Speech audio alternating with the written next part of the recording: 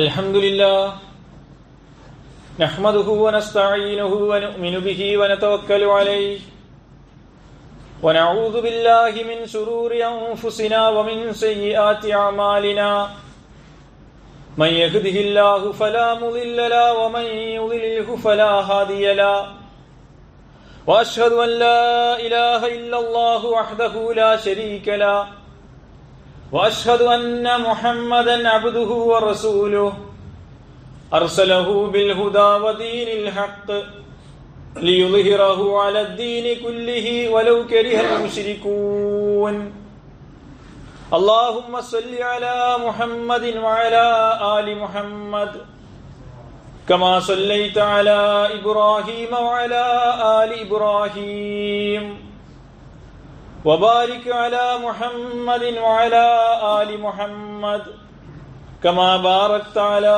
إبراهيم وعلى آل إبراهيم إنك حميد مجيد أما بعد فإن خير الحديث كتاب الله وخير الهدي هدي محمد صلى الله عليه وسلم وشر الأمور محدثاتها وكل محدثة بدعة وكل بدعة ضلالة أعوذ بالله من الشيطان الرجيم بسم الله الرحمن الرحيم يا أيها الذين آمنوا اتقوا الله حق تقاته ولا تموتن إلا وأنتم مسلمون يا أيها الناس اتقوا ربكم الذي خلقكم من نفس واحدة وخلق منها زوجها وبث منهما رجالا كثيرا ونساء واتقوا الله الذي تساءلون به والأرحام إن الله كان عليكم رقيبا يا أيها الذين آمنوا اتقوا الله وقولوا قولا سديدا يصلح لكم أعمالكم ويغفر لكم ذنوبكم ومن يطع الله ورسوله فقد فاز فوزا عظيما يا بني أقم الصلاة وأمر بالمعروف وانهى عن المنكر واصبر على ما أصابك إن ذلك من عزم الأمور صدق الله العظيم. ബഹുമാന്യരായ സത്യവിശ്വാസികളെ, സത്യവിശ്വാസിനികളെ, പ്രപഞ്ച സൃഷ്ടാവായ അല്ലാഹു സുബ്ഹാനഹു വ തആലയുടെ വിധികളും വിലക്കുകളും ആജ്ഞകളും നിർദ്ദേശങ്ങളും ജീവിതത്തിലുടനീളം തൃപ്തിയോടുകൂടി പാലിക്കണമെന്ന് ആദ്യമായി എന്നെയും തുടർന്ന് നിങ്ങളെ ഓരോരുത്തരെയും ഓർമ്മപ്പെടുത്തുന്നു, വസിയ്യത്ത് ചെയ്യുന്നു. പടച്ച റബ്ബിനെ സൂക്ഷിച്ച് ജീവിക്കുന്നതിലൂടെ മാത്രമേ നമുക്ക് ഓരോരുത്തർക്കും ദുനിയാവിലും ആഖിറത്തിലും വിജയം കൈവരിക്കാൻ സാധിക്കുകയുള്ളൂ, സമാധാനം നേടിയെടുക്കാൻ സാധിക്കുകയുള്ളൂ. കാരുണ്യക്കടലായ പടച്ച തമ്പുരാൻ നമ്മെ എല്ലാവരെയും അത്തരം യഥാർത്ഥ മുത്തക്കികളുടെ കൂട്ടത്തിൽ ഉൾപ്പെടുത്തി അനുഗ്രഹിക്കുമാറാവട്ടെ.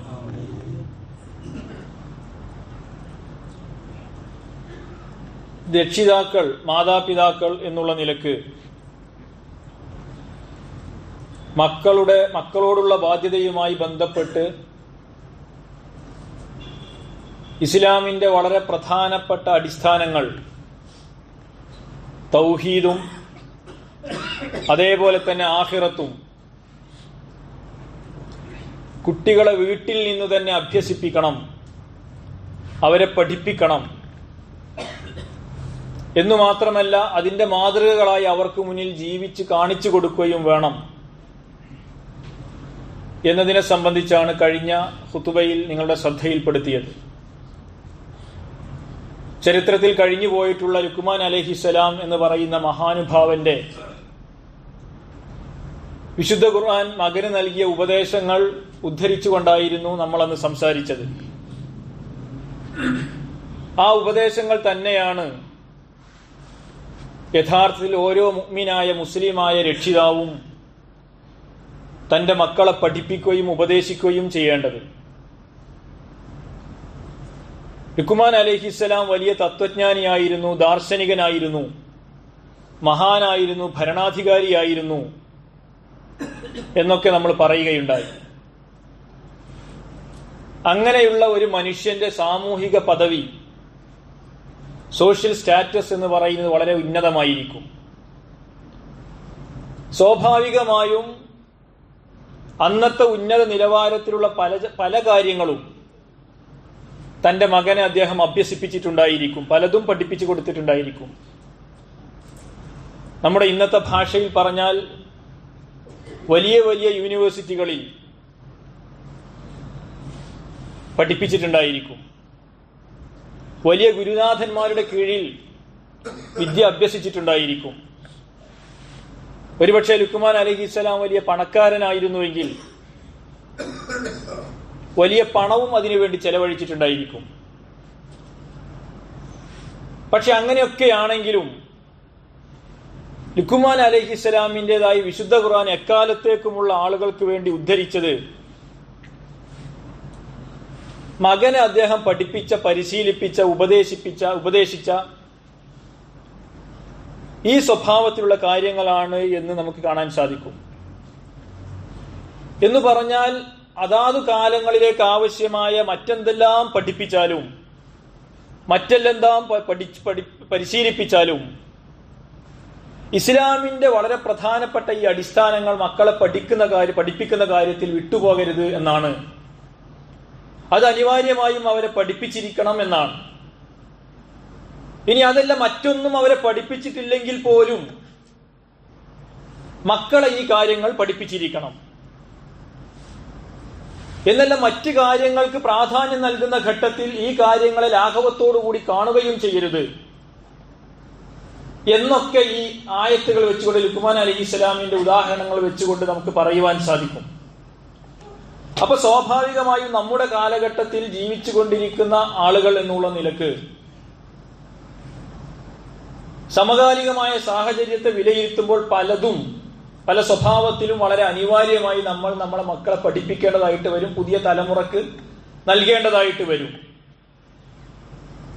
പക്ഷെ അങ്ങനെയൊക്കെയാണെങ്കിലും തൗഹീദ് എന്ന് പറയുന്ന, അള്ളാഹുവിന്റെ ഏകത്വം എന്ന് പറയുന്ന ഇസ്ലാമിന്റെ വളരെ പ്രധാനപ്പെട്ട അടിസ്ഥാനം, അതേപോലെ തന്നെ ഈ ജീവിതത്തിന്റെ ഓരോ നിമിഷങ്ങൾക്കും നാളെ അള്ളാഹുവിന്റെ മുമ്പിൽ ഉത്തരം ബോധിപ്പിക്കേണ്ടി വരും എന്നുള്ള കാര്യം നമ്മുടെ മക്കൾക്ക് ബോധ്യപ്പെടുത്തി കൊടുക്കണം. നമ്മൾക്കും അത് ബോധ്യപ്പെടണം, എന്നാലേ അവർക്ക് ബോധ്യപ്പെടുത്താൻ സാധിക്കുകയുള്ളൂ. ആ അടിസ്ഥാന തത്വങ്ങൾ വിശദീകരിച്ചതിന് ശേഷം പിന്നീട് യാ ബുനയ്യ അഖിമിസ്സലാം എന്നാണ് ലുക്മാൻ അലൈഹിസ്സലാം പറഞ്ഞത്. എന്റെ പൊന്നുമോനെ, നീ നമസ്കാരം മുറപ്രകാരം നിർവഹിക്കുന്നവനായിരിക്കണം. നമ്മൾ സാധാരണ ഇഖാമത്തു സ്വലാത്ത് എന്നതിന് നമസ്കാരം നിലനിർത്തുക എന്ന അർത്ഥം പറയുകയും നിസ്കരിക്കുക എന്നാണ് അതിന്റെ അർത്ഥമെന്ന് നമ്മൾ മനസ്സിലാക്കുകയും ചെയ്യാറുണ്ട്. യഥാർത്ഥത്തിൽ ഇഖാമത്തു സ്വലാത്ത് എന്നല്ലെങ്കിൽ മുഖീമുസ്സലാത്ത്, നമസ്കാരം നിലനിർത്തുന്നവൻ, മുറപ്രകാരം നിർവഹിക്കുന്നവൻ എന്ന് പറഞ്ഞാൽ നമസ്കരിക്കുന്നവൻ എന്നല്ല അതിന്റെ അർത്ഥം. അതിന് നമ്മൾ മുസല്ലി എന്ന് പറയുന്ന, മുസല്ലൂൻ എന്നൊക്കെ വിശുദ്ധ ഖുർആൻ വേറെ തന്നെ ഉപയോഗിച്ചിട്ടുണ്ട്. നമസ്കാരക്കാരൻ, നമസ്കരിക്കുന്നവർ എന്നൊക്കെ. മുസല്ലി, നമസ്കരിക്കുന്നവൻ, അതിൽ നിന്നാണ് മുസ്ലിയാർ എന്ന് പറയുന്ന പദം ഉണ്ടായി വരുന്നത്. പണ്ടൊക്കെ പൊതുസമൂഹത്തിൽ വളരെ കുറച്ച് ആളുകളെ നമസ്കരിക്കുന്ന ആളുകളായിട്ട് ഉണ്ടായിരുന്നുള്ളൂ. അപ്പൊ തലയിൽ മുണ്ടൊക്കെ ഇട്ട് നല്ല വെള്ളവസ്ത്രമൊക്കെ ധരിച്ച് പള്ളിയിലൊക്കെ പോകുന്ന ആള്, നിസ്കരിക്കുന്ന ആള് എന്നുള്ള നിലക്കാണ് മുസ്ലിയാർ എന്ന് പറയുന്ന പദം മലയാളത്തിലേക്ക് വരുന്നത്. അപ്പൊ നമസ്കാരക്കാരൻ എന്ന അർത്ഥത്തിൽ മുസല്ലി അല്ലെങ്കിൽ നമസ്കാരക്കാർ എന്ന അർത്ഥത്തിൽ മുസല്ലൂൻ എന്നാണ് വിശുദ്ധ ഖുർആൻ പ്രയോഗിച്ചിരിക്കുന്നത്. അതേസമയം മുഖീമിസ് സലാത്ത് അല്ലെങ്കിൽ ഇഖാമത്തു സലാത്ത് എന്ന് പറഞ്ഞാൽ വളരെ കൃത്യതയോടുകൂടി, സമയനിഷ്ഠയോടുകൂടി പതിവായി ജമാഅത്തായി നമസ്കരിക്കുക എന്നാണ് അതിന്റെ ഒരർത്ഥം. അങ്ങനെ ഒരാൾ പതിവായി സമയനിഷ്ഠയോടുകൂടി ജമാഅത്തായി നമസ്കരിച്ചാൽ മാത്രം പോരാ, അയാൾ നമസ്കരിച്ചാൽ മാത്രം പോരാ, അയാൾ നമസ്കരിക്കാൻ ആവശ്യമായ പ്രേരണ ആളുകൾക്ക് നൽകുകയും വേണം. അതിനാവശ്യമായ സംവിധാനങ്ങൾ അയാൾ ഉണ്ടാക്കണം, അതിന്റെ ഭാഗമായിരിക്കണം. എന്ന് പറഞ്ഞാൽ എന്താണ്? ഇഖാമത്തു സ്വലാത്തിന്റെ ഭാഗമാണ് നമസ്കാരം നിലനിർത്തുക എന്നതിന്റെ ഭാഗമാണ് അയാൾ നമസ്കരിക്കുക, നമസ്കരിക്കാൻ കൽപ്പിക്കുക, നമസ്കരിക്കുവാൻ ആളുകളെ പ്രേരിപ്പിക്കുക.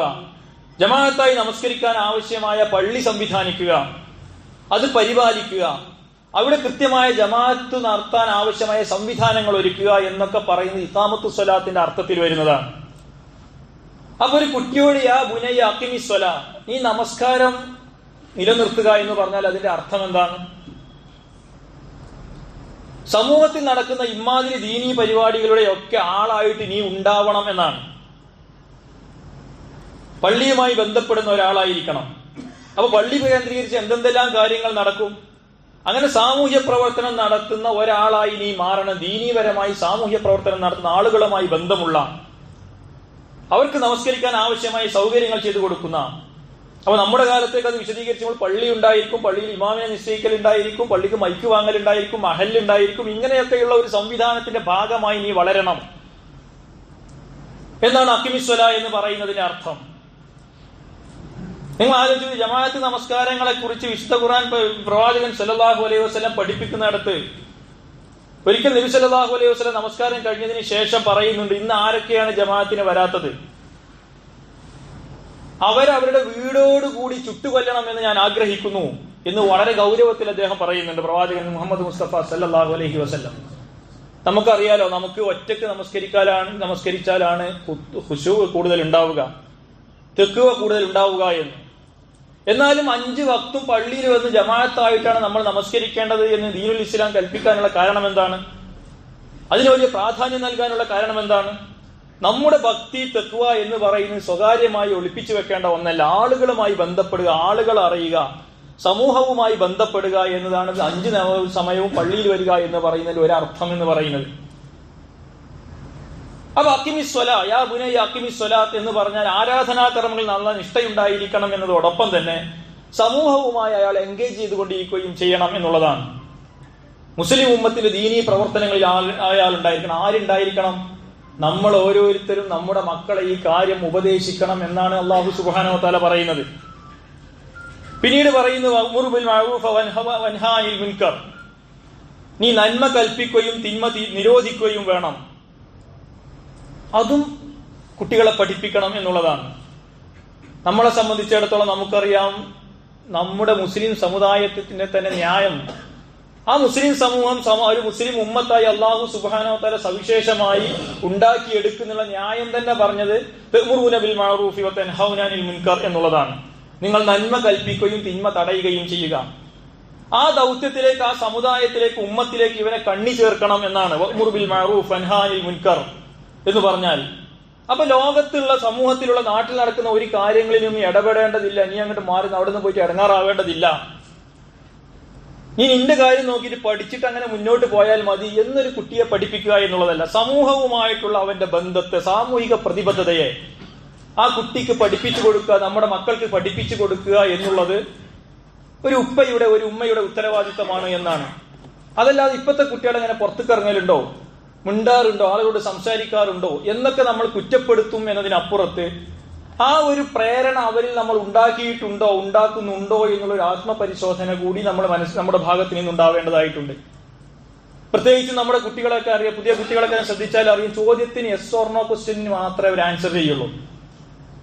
നമ്മളെ പോലെയല്ല. നമ്മളാണെങ്കിൽ ഒരു 30-35 വയസ്സിന് മേലെയുള്ള ആളുകളാണെങ്കിൽ ഒരു ചോദ്യം ചോദിച്ചിട്ടുണ്ടെങ്കിൽ ഡീറ്റെയിൽസോട് കൂടി മറുപടി പറയും.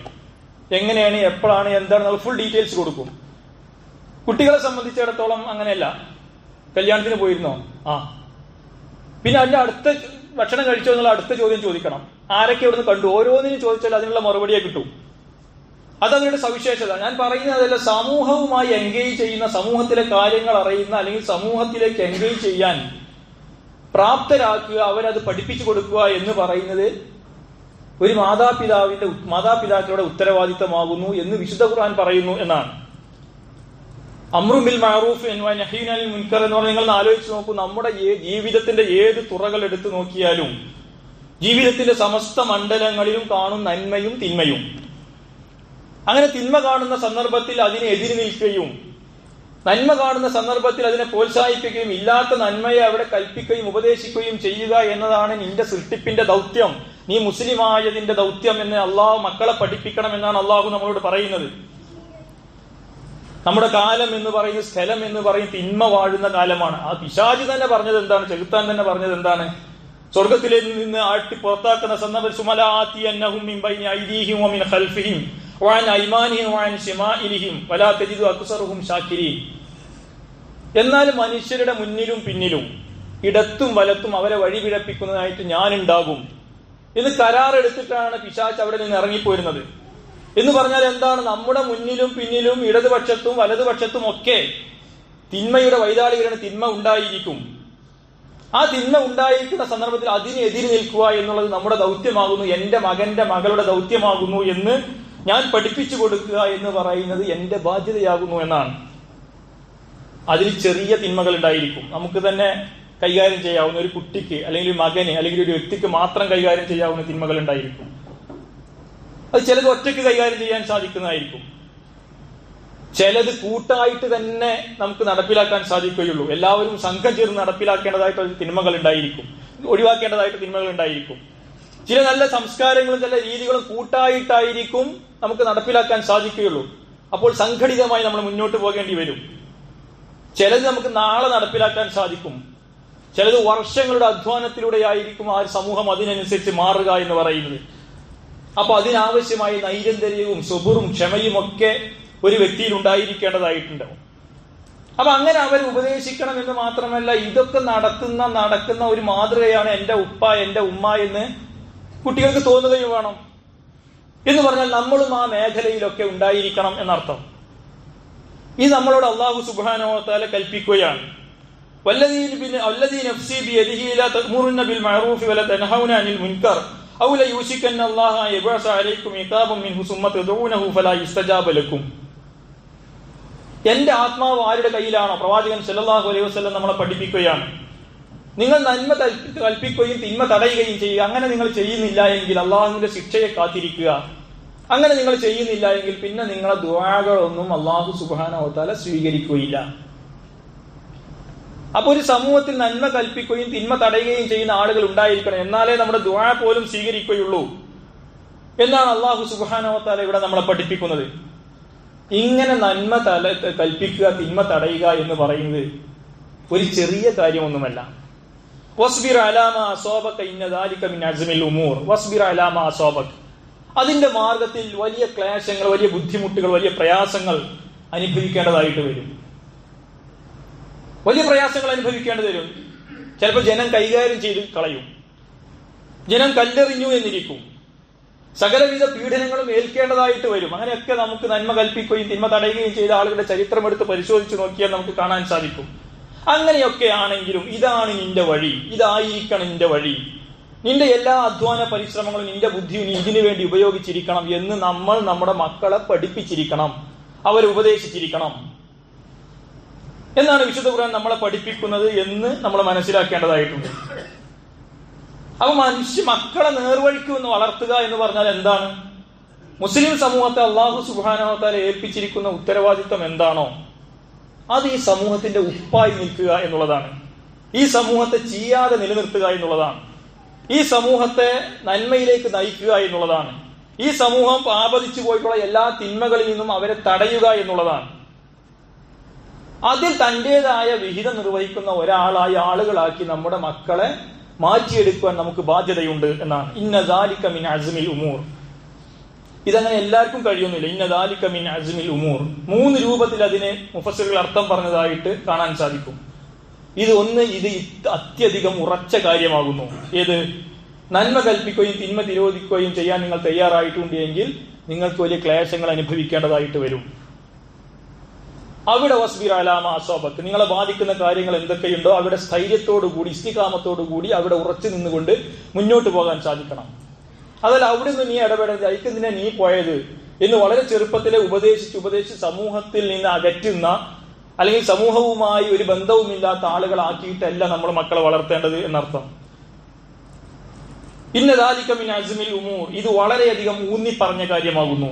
ചരിത്രത്തിന്റെ വിശകലനം ചെയ്തുകൊണ്ട് വിശുദ്ധ ഖുർആൻ പറയുന്നുണ്ട്, ഈ ഉത്തരവാദിത്തം നിർവഹിക്കുന്ന ആളുകൾക്ക് ഇങ്ങനെയൊക്കെയാണ് ജീവിതത്തെ അഭിമുഖീകരിക്കേണ്ടി വരിക. ഇന്ന ദാലിക മിൻ അസ്മിൽ ഉമൂർ, ഇത് അതിപ്രധാന സംഗതിയാകുന്നു. ഉലുൽ അസ്മുകളായ പ്രവാചകന്മാർ എന്ന് നമ്മൾ 5 പ്രവാചകന്മാരെ കുറിച്ച് പറയാറുണ്ട്. ഉലുൽ അസ്മുകളായ ആ 5 പ്രവാചകന്മാർ എന്ന് പറയുന്ന, നബിമാർ എന്ന് പറയുന്ന മുഴുവൻ അംബിയാ മുർസലീങ്ങളുടെയും നേതാക്കന്മാരാണ്. ഈ നന്മ കൽപ്പിക്കുകയും തിന്മ തടയുകയും ചെയ്യുന്നതിന്റെ മാർഗത്തിൽ, തൗഹീദിന്റെ മാർഗത്തിൽ കൊടിയ പ്രയാസങ്ങളാണ് അവർ അനുഭവിച്ചിരിക്കുന്നത്. വളരെ സ്ഥൈര്യത്തോടു കൂടി അവർ ആ മാർഗത്തിൽ ഉറച്ചു നിന്നു. അതുകൊണ്ടാണ് അവർക്ക് ഉലുൽ അസ്മുകൾ എന്ന് പേര് വരാനുള്ള കാരണം. അപ്പൊ ഈ ദൗത്യം നിർവഹിക്കുക എന്ന് പറയുന്നത് വളരെ ദുർബലരായ ആളുകൾക്ക് സാധിക്കുന്ന ഒന്നല്ല. നല്ല മനസ്ഥൈര്യം അതിനു വേണ്ടി വരും, നല്ല നിശ്ചയദാർഢ്യം അതിനു വേണ്ടി വരും. ആ മാർഗത്തിലൂടെ മുന്നോട്ട് പോകാൻ ആവശ്യമായ എന്തെല്ലാം കഴിവുകളാണോ വേണ്ടത്, ആ കഴിവുകളൊക്കെ ആർജിക്കേണ്ടതായിട്ട് വരും. ഇങ്ങനെ മനസ്ഥൈര്യമുള്ള, നിശ്ചയദാർഢ്യമുള്ള, ഊക്കുള്ള, ഉറപ്പുള്ള മക്കളായി നമ്മുടെ മക്കളെ വളർത്തിയെടുക്കുക എന്നതും നമ്മുടെ ചുമതലയാണ് എന്ന് നമ്മൾ മനസ്സിലാക്കേണ്ടതായിട്ടുണ്ട്. എന്ന് പറഞ്ഞാൽ എന്താണ്? ഇത് പഠിച്ച് വലുതായിട്ട് വലിയ ഡോക്ടർ ആവണം, എഞ്ചിനീയർ ആവണം, അല്ലെങ്കിൽ കുറെ കാശുണ്ടാകുമ്പോൾ ഞങ്ങൾ ഗൾഫിലേക്ക് കൊണ്ടുപോകണം, ഹജ്ജിന് കൊണ്ടുപോകണം, അല്ലെങ്കിൽ അവിടെ കൊണ്ടുപോകണം, ഇങ്ങനെ കൊണ്ടുപോകണം, നമ്മൾ ചെറിയ കുട്ടികളോട് സാധാരണ പറയല്ലോ. എന്നതുപോലെ തന്നെ അവരുടെ മനസ്സിൽ കൊടുക്കേണ്ട ഒരു സ്വപ്നമാണ്, നാട്ടിൽ ഇങ്ങനെ കാര്യങ്ങളൊക്കെ നടക്കുന്നുണ്ട്, അതിൻ്റെയൊക്കെ ഒരു മുന്നണി പോരാളിയായിട്ട് നല്ല നല്ല കാര്യങ്ങൾ ആളായിട്ട് ഇനി ഉണ്ടാവണം, അതിന്റെ മുന്നണിയിൽ ഇനി ഉണ്ടാവണം, അതിൽ പങ്കാളിയായിരിക്കണം. നമ്മുടെ നാട് എന്ന് പറയുന്നത് വളരെ തിന്മയിലൂടെയാണ് പോയിക്കൊണ്ടിരിക്കുന്നത്. എല്ലാവരും സ്വർഗത്തിലാകണം എന്നാണ് അള്ളാഹ് ആഗ്രഹിക്കുന്നത്. അതിനുവേണ്ടിയാണ് ഹിദായത്ത് നൽകിയത്. പക്ഷെ ആളുകളൊക്കെ പല വഴിയെയാണ് പോയിക്കൊണ്ടിരിക്കുന്നത്. നമ്മുടെ സിസ്റ്റം തന്നെയും ആളുകളെ തെറ്റായ വഴിയിലേക്ക് നയിച്ചുകൊണ്ടിരിക്കണം. ഇങ്ങനെയൊന്നുമല്ല വേണ്ടത്. ഇതിനൊക്കെ എതിരായിട്ട് പ്രവർത്തിക്കാൻ നമുക്ക് സാധിക്കണം, അവിടെയൊക്കെ ഇനി ഉണ്ടായിരിക്കണം എന്ന് പറയുന്ന ഒരു ദൗത്യം കൂടി കുട്ടികളെ പരിശീലിപ്പിക്കുക, അവരെ പ്രേരിപ്പിച്ചുകൊണ്ടിരിക്കുക എന്നുള്ളതും രക്ഷിതാക്കൾ എന്നുള്ള നമ്മുടെ ചുമതലയാണ് എന്ന് നമ്മൾ മനസ്സിലാക്കണം. വലാ തുസവീർ ഖദ്ദക ലിന്നാസ് വലാ തംശി ഫിൽ അർളി മറഹ. പിന്നെ പറയുന്നത്, നീ ആളുകളിൽ നിന്ന് മുഖം തിരിച്ച് സംസാരിക്കരുത്. സഹർ എന്ന് പറയുന്ന ഒട്ടകത്തിന്റെ കഴുത്തിന് ബാധിക്കുന്ന ഒരു അസുഖമാണ്. അത് വന്നു കഴിഞ്ഞാൽ ഒട്ടകത്തിന് ഒരു സൈഡിലേക്ക് മാത്രമേ നോക്കാൻ സാധിക്കുകയുള്ളൂ. എന്ന് പറഞ്ഞാൽ കുറച്ച് വിവരവും വിദ്യാഭ്യാസവും പണവും സമ്പത്തും സൗന്ദര്യവും പദവിയും അധികാരവും ഒക്കെ ഉണ്ടാകുമ്പോൾ ഞാൻ അത്യാവശ്യം തരക്കേടില്ല എന്ന് ആളുകൾക്ക് തോന്നും. അപ്പൊ മറ്റുള്ള ആളുകൾ പറയുന്ന കാര്യങ്ങളൊക്കെ അതൊരു 2ാം നമ്പർ വർത്തമാനം, ഇതൊക്കെ സാധാരണക്കാരല്ലേ, അവരങ്ങനെയൊക്കെ പറയും, കാര്യങ്ങൾ തിരിയാത്തതുകൊണ്ടാണ് എന്നൊക്കെ പറഞ്ഞിട്ട് അവരെ അവഗണിച്ചുകൊണ്ടുള്ള ഒരു നടത്തമുണ്ടല്ലോ. നമുക്ക് നാട്ടിൽ നോക്കി അങ്ങനത്തെ ആളുകളെ കാണാൻ സാധിക്കും. വലാ തുസഗിർ ഖദ്ദക ലിന്നാസ്. അങ്ങനെ ആളുകളിൽ നീ മുഖം തിരിക്കുകയും ചെയ്യരുത്. ആരോടാണ് പറയുന്നത്? മക്കളോട് നമ്മളത് പഠിപ്പിച്ചു കൊടുക്കണം എന്നാണ്. നമ്മളതാവണം, മക്കളോട് നമ്മളത് പഠിപ്പിച്ചു കൊടുക്കുകയും വേണം. വലിയ പഠിപ്പ് വിദ്യാഭ്യാസമൊക്കെ കഴിഞ്ഞിട്ട് അല്ലെങ്കിൽ കുറച്ച് കാശൊക്കെ ഉണ്ടാക്കിയിട്ട് അവിടെ എത്തുമല്ലോ, ആ സമയത്ത് ഈ നാടിനെ, ഈ നാട്ടുകാരെ, സാധാരണക്കാരായ ആളുകളെ, ഇങ്ങനെ പഠിക്കാൻ കഴിയാത്ത അല്ലെങ്കിൽ വലിയ വലിയ നിലകളിൽ എത്താൻ സാധിക്കാത്ത, ജീവിതത്തോട് മല്ലിട്ട് കൊണ്ടിരിക്കുന്ന സാധാരണക്കാരായ ആളുകൾ ഉണ്ടായിരിക്കും. അവരെ മറക്കരുത്, അവരെ അവഗണിക്കരുത്. അവരും കൂടി അവരെയും കൂടിയാണ് എന്റെ ജീവിതം പുലരുന്നത് എന്നവരെ പഠിപ്പിച്ചിരിക്കണം. വലാ തംശി ഫിൽ അർളി മറഹ. അതുപോലെ തന്നെ ഭൂമിയിൽ നിഗളിച്ച് നടക്കുകയും ചെയ്യരുത്. ഇന്നല്ലാഹ ലാ യുഹിബ്ബു കുല്ല മുഖ്താലിൻ ഫഖൂർ. അല്ലാഹു സുബ്ഹാനഹു വ തആല പൊങ്ങച്ചം കാണിക്കുന്ന ആളുകളെ, അഹങ്കാരം നടിക്കുന്ന ആളുകളെ ഒന്നും അല്ലാഹു ഇഷ്ടപ്പെടുന്നില്ല എന്നൊക്കെ കുട്ടികളെ പഠിപ്പിക്കും. ജീവിതം എന്ന് പറഞ്ഞാൽ സിമ്പിളാണ്. ഇതിൽ അഹങ്കാരത്തിനോ അല്ലെങ്കിൽ ഞാൻ അത്യാവശ്യം തരക്കേടില്ല എന്ന് വിചാരിക്കുന്നതിനോ ഒന്നും വലിയ സ്ഥാനമില്ല. വളരെ കുറച്ച് കാലം ജീവിതം ഉണ്ടായിരിക്കുള്ളൂ. അന്ന് ചെയ്യേണ്ട പണി ഇതൊക്കെ തന്നെയാണ്. ഇങ്ങനെയൊക്കെയാണ് ഇനി പോകേണ്ടത്. അതിനാവശ്യമായ എന്തെല്ലാം കഴിവുകളാണോ നിനക്കുള്ളത്, എന്തെല്ലാം വിദ്യാഭ്യാസമാണോ നീ ആർജിക്കേണ്ടത്, എന്തെല്ലാം വ്യക്തി ഗുണങ്ങളാണോ നീ ആർജിക്കേണ്ടത്, അതൊക്കെ നീ ആർജിച്ചിരിക്കണം. ഇതാണ് ഇപ്പൊ ഇതിന്റെ ആകെ തുക എന്ന് പറയുന്നത്. ഇന്നല്ലാഹ ലാ യുഹിബ്ബു കുല്ല മുഖ്താലിൻ ഫഖൂർ. അങ്ങനെ അഹന്ത നടിക്കുന്ന, പൊങ്ങച്ചം നടിക്കുന്ന ആളുകളെ ഒന്നും അള്ളാഹുവിന് ഇഷ്ടമല്ല. എന്താ ഈ അഹന്ത പൊങ്ങച്ചം എന്നൊക്കെ പറഞ്ഞാൽ? എന്റെ കേമത്വം അത് 4 ആൾ അറിയണം എന്ന് വിചാരിക്കുമ്പോഴാണ് നമ്മുടെ മനസ്സിനകത്ത് പൊങ്ങച്ചം ഉണ്ടായി വരുന്നത്. അപ്പോഴാണ് അഹങ്കാരം ഉണ്ടായി വരുന്നത്. അപ്പോഴാണ് ദുരഭിമാനം ഉണ്ടാകുന്നത്.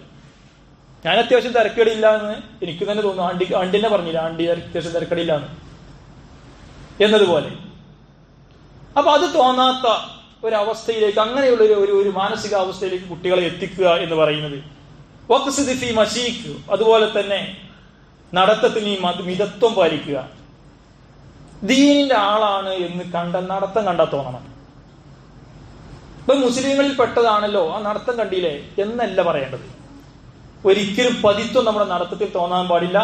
അതേപോലെ തന്നെ അഹങ്കാരവും ഉണ്ടാവാൻ പാടില്ല. അങ്ങനെ ഒരു ആരോഗ്യവാനായി പ്രതീക്ഷയോടുകൂടി നടക്കുന്ന, നിരാശനായി പ്രതീക്ഷയോടുകൂടി നടക്കുന്ന ആളുകളായിട്ടാണ് നമ്മൾ നടക്കേണ്ടത്.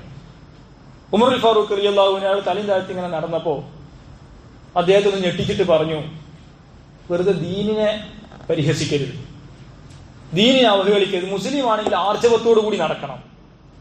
ചില ആളുകളൊക്കെ നടക്കുമ്പോൾ ഒമ്പിച്ച ജീവിതത്തിൽ ഇനി ഒരു അർത്ഥവുമില്ല, ജീവിതത്തിൽ ഇനി പ്രത്യേകിച്ചൊന്നും നിരാശ ബാധിച്ച് അങ്ങനെ നടക്കുന്ന ആളുകളെ കാണാൻ സാധിക്കും.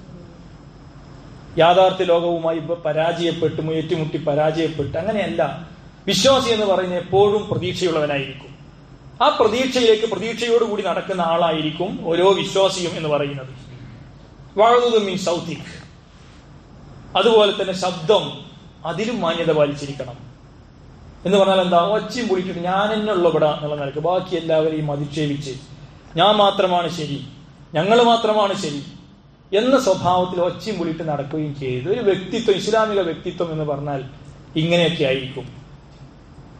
ഇതൊക്കെ എന്താണ്, നമ്മളോട് പറയണം എന്നതുപോലെ തന്നെ നമ്മുടെ മക്കളെ നമ്മൾ ഇത് പഠിപ്പിക്കുകയും ചെയ്യണം എന്നുള്ളതാണ്. ഇത് എപ്പോൾ പഠിപ്പിക്കാൻ സാധിക്കും? ഞാൻ നേരത്തെ ഖുതുബയിൽ സൂചിപ്പിച്ചതുപോലെ ഇതൊക്കെ വളരെ ചെറുപ്രായത്തിൽ തന്നെ നമുക്കത് പരിശീലിപ്പിക്കാൻ സാധിക്കും എന്നുള്ളതാണ്. എന്ന് പറഞ്ഞാൽ അള്ളാഹു സുബ്ഹാനഹു വ തആലയുടെ ഉമ്മത്ത്, മുസ്ലിം ഉമ്മത്ത്, ആ മുസ്ലിം ഉമ്മത്ത് നമ്മുടെ ഭൂമിയിൽ നിർവഹിക്കേണ്ട, അവരുടെ ജീവിതകാലത്ത് നിർവഹിക്കേണ്ട ഉത്തരവാദിത്വവും ദൗത്യവും എന്തൊക്കെയാണോ അത് എന്താണ് എന്ന് ഓരോ ഉപ്പയും ഓരോ ഉമ്മയും വീട്ടിൽ നിന്ന് തന്നെ മക്കളെ പഠിപ്പിച്ചിരിക്കണം എന്നർത്ഥം. അതാണ് അടിസ്ഥാന ദൗത്യം. നമ്മൾ ജീവിക്കുന്നത്, നമ്മുടെ ഉടമസ്ഥൻ, നമ്മളെ കാര്യങ്ങൾ തീരുമാനിക്കുന്ന എല്ലാം അള്ളാഹുവാണ്. അപ്പൊ നമ്മൾ എന്ത് ചെയ്യണം എന്നും തീരുമാനിച്ചിരിക്കുന്ന അള്ളാഹുവാണ്. അപ്പൊ ഈ ഒരു സ്വഭാവത്തിൽ എന്താണ് ദീൻ? ജീവിതത്തിന് മറുപടി പറയേണ്ടി വരും. ജീവിതത്തിന്റെ പ്രായോഗിക മാതൃക, ജീവിത മാതൃക എന്താണ് എന്നൊക്കെ കുട്ടികളെ നമ്മൾ പഠിപ്പിച്ചിരിക്കണം. അതിന്റെ മാതൃകയായി തീരുകയും ചെയ്യേണ്ടതുണ്ട്. ആ അർത്ഥത്തിൽ ഒരു ഉത്തമരായ അല്ലെങ്കിൽ ഉത്തരവാദിത്വം നിർവഹിക്കുന്ന രക്ഷിതാവുക, ഉപ്പയാവുക, ഉമ്മയാവുക എന്ന് പറയുന്ന അല്ലറ ചില്ലറ കാര്യമൊന്നുമല്ല, വളരെ ഗൗരവത്തിൽ നമ്മൾ മനസ്സിലാക്കേണ്ടുന്ന കാര്യമാണ്. ഞാൻ മുമ്പ് സൂചിപ്പിച്ചതുപോലെ മദ്രസയിൽ വിട്ടത് കൊണ്ടോ അല്ലെങ്കിൽ കോളേജിൽ കുറച്ച് പഠിപ്പിച്ചത് കൊണ്ടോ മാത്രം അവസാനിക്കുന്നില്ല. ഉപ്പ ഉമ്മ എന്നുള്ള നിലക്കു തന്നെ വീടിന്റെ 4 ചുമരുകൾക്കകത്ത് അല്ലെങ്കിൽ അവരോടൊപ്പമുള്ള ജീവിതത്തിനിടക്ക് നമുക്ക് വലിയ ഉത്തരവാദിത്തങ്ങൾ ഡിസ്ചാർജ് ചെയ്യാനുണ്ട്, ആ ഡ്യൂട്ടി പൂർത്തീകരിക്കുവാനുണ്ട് എന്ന് നമ്മൾ മനസ്സിലാക്കേണ്ടതുണ്ട്. ആ അർത്ഥത്തിൽ ആ ഉത്തരവാദിത്തം നിർവഹിക്കുന്ന മാതാപിതാക്കളായി, അതേപോലെ തന്നെ സമൂഹത്തിന്റെ മുന്നിൽ നടക്കുന്ന സമൂഹത്തിന്റെ മാതൃകളായി തീരുന്ന മക്കളായി നമ്മുടെ മക്കളെയും നമ്മളെയും ഒക്കെ അല്ലാഹു സുബ്ഹാനഹു വ തആല മാറ്റി തീർക്കുമാറാവട്ടെ. അഖൂലു ഖൗലി ഹാദാ അസ്തഗ്ഫിറുല്ലാഹി ലി വലക്കും വലിജമീഇൽ മുഅ്മിനീന വൽ മുഅ്മിനാത്ത് ഇന്നഹു ഹുവൽ ഗഫൂറുർ റഹീം.